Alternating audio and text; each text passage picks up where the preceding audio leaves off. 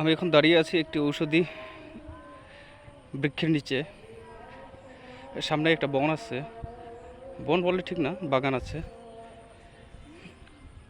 এই বাগানের একটা বিশেষত্ব হচ্ছে, দেখেন এই বাগানে যে গাছগুলো আছে সেগুলো আমি আপনাদের দেখাই এবং এই বাগান সম্বন্ধে কিছু কথা আপনাদের বলি। বাংলা একটা প্রচলিত প্রবাদ আছে যে নিষিদ্ধ জিনিসের প্রতি মানুষের নাকি সর্বদাই আকৃষ্ট বেশি থাকে। তারই প্রমাণ হচ্ছে সামনের বাগানের এই বৃক্ষগুলো।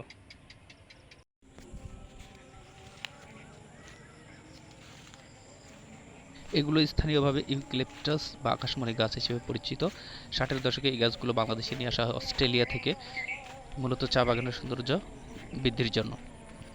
এই গাছগুলো আমাদের পরিবেশের জন্য ব্যাপক ক্ষতিকর।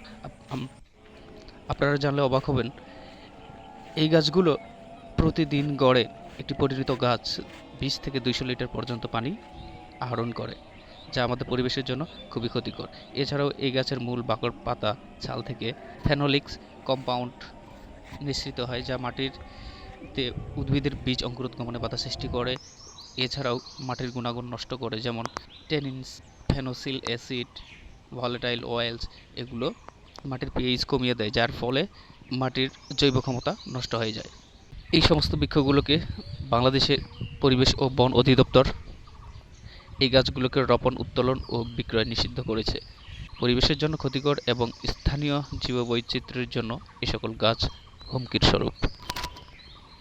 পরিবেশ বাঁচাতে হলে সচেতন হই। দৃষ্টিনন্দন গাছ মানেই যে ভালো গাছ নয়, সেটা আমাদের মাথায় রাখতে হবে।